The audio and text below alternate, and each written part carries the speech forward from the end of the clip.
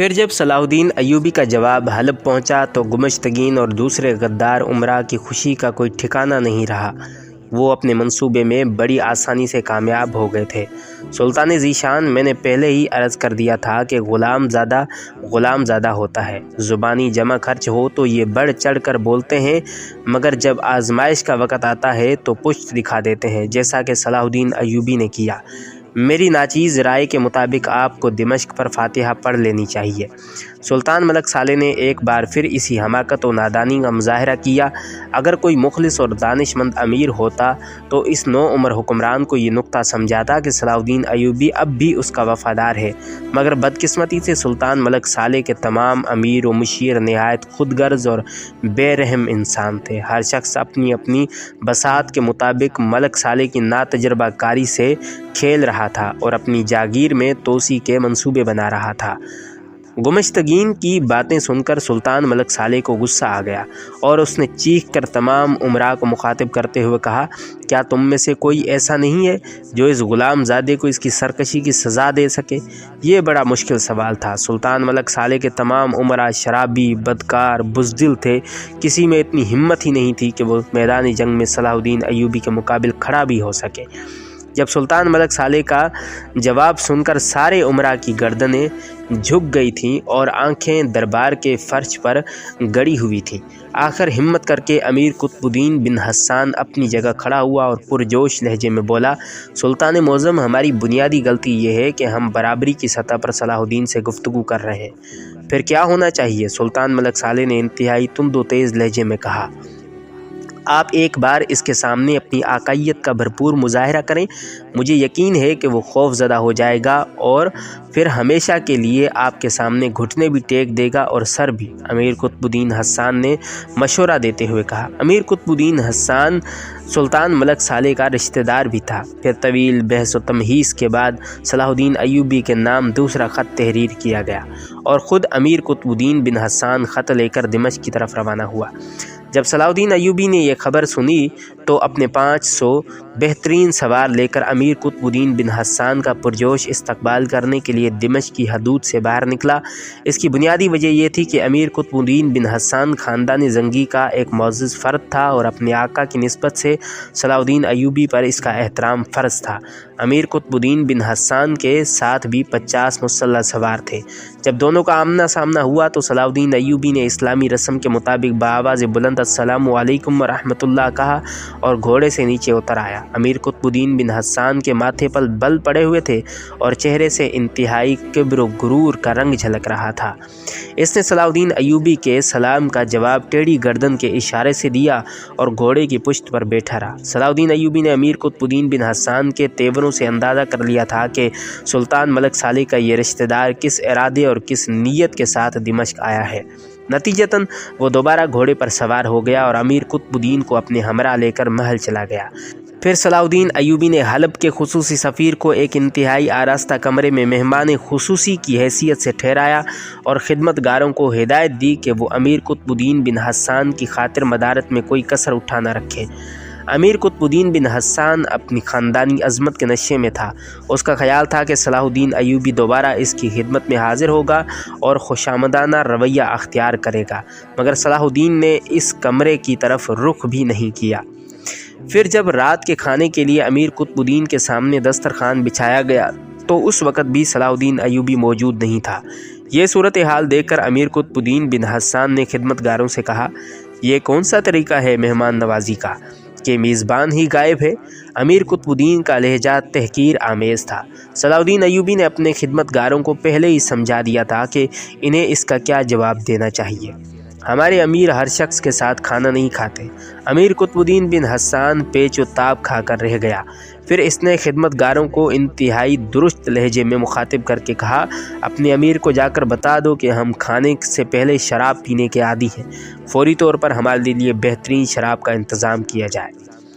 मोहतरम मेहमान को मालूम होना चाहिए कि हमारे अमीर शराब को हराम समझते हैं और इस जुर्म की सज़ा 80 कोड़े हैं, जिसमें अमीर और गरीब की कोई तखसीस नहीं। एक खिदमतगार ने अदब के साथ जवाब दिया, मगर इसके लहजे से एक मुसलमान का वकार झलक रहा था। یہ جواب سن کر امیر قطبالدین بن حسان کا غصہ اور بھی بڑھ گیا۔ اس نے چیخ کر کہا، اپنے امیر سے کہو کہ ہم اسی وقت اس سے ملنا چاہتے ہیں۔ دوسرے امیر نے معذرت خواہانہ لہجے میں جواب دیا، ہمارے امیر بہت ضروری سرکاری کاموں میں مصروف ہیں اور یہ ملاقات 3 دن بعد ہو سکے گی۔ امیر قطبالدین اور اس کے فوجی خدمتگاروں نے اس طرح کھانا کھایا جیسے وہ بھیک میں دی ہوئی غذا کھا رہے ہوں۔ دوسرے دن امیر قطبالدین نے صلاح الدین ایوبی سے ملنا چاہا، مگر اسے جواب دیا گیا کہ 1 دن گزر گیا، ابھی 2 دن باقی ہے۔ امیر قطبالدین کا غصہ اپنے عروج کو پہنچ چکا تھا۔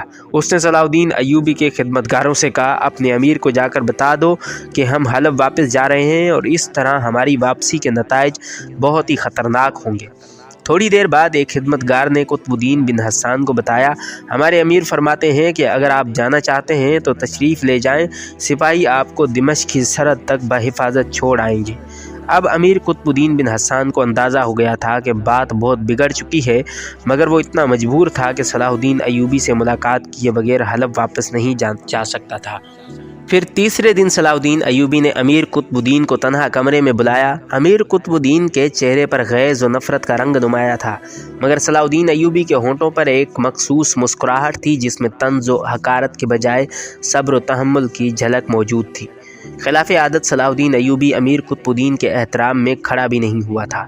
سلطان ملک صالح کے سفیر خاص کو اب بخوبی اندازہ ہو گیا تھا کہ صلاح الدین اسے مسلسل نظر انداز کر رہا ہے، اس لیے وہ بھی کھڑا رہا اور اس نے اسی حالت میں وہ خط صلاح الدین کی طرف بڑھا دیا جو حلب کے تمام امراء کے مشورے سے تحریر کیا گیا تھا۔ اسے پڑھ اور فوراً جواب دے۔ امیر قطبالدین بن حسان نے صلاح الدین ایوبی کو اس طرح مخاطب کیا جیسے کوئی آقا سخت نفرت و غضب کے عالم میں اپنے غلام کو پکار رہا ہو۔ صلاح الدین ایوبی نے مسکراتے ہوئے امیر قطبالدین کے ہاتھ سے خط لیا اور بیٹھے بیٹھے بلند آواز میں خود ہی پڑھنے لگا، جن تلواروں نے تجھے مصر کا مالک بنایا تھا وہ ہمارے ہاتھوں میں ہے، اور جن نیزوں کی مدد سے تو مصر کی عمارتوں پر قابض ہوا وہ ہمارے کاندھوں پر ہے، اور جن لوگوں نے تجھے مصری لشکر سے بچایا تھا اب وہ تجھے دمشق سے نکالیں گے۔ اگر تو اپنی خاندانی حیثیت بھول گیا ہے تو ہم تجھے یاد دلائیں گے کہ تو سلطان نور الدین محمود زنگی کے غلاموں میں سے ایک ادنا غلام تھا اور تجھ پر اپنے آقا زادے کی اطاعت فرض تھی۔ خط پڑھنے کے بعد صلاح الدین ایوبی نے ان مہروں کو غور سے دیکھا جو خط پر ثبت کی گئی تھیں۔ یہ تمام مہریں حلب کے امراء کی تھیں، ان میں سے کوئی ایک مہر بھی سلطان ملک صالح کی نہیں تھی۔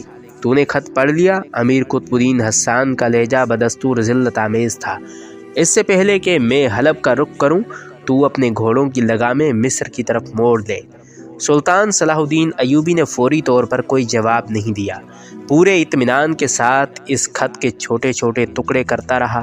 والی مصر کا یہ طرز عمل دیکھ کر امیر قطبالدین بن حسان اپنا سارا غصہ بھول گیا اور حیرت کی شدت سے اس کی آنکھیں پھٹ گئی تھیں۔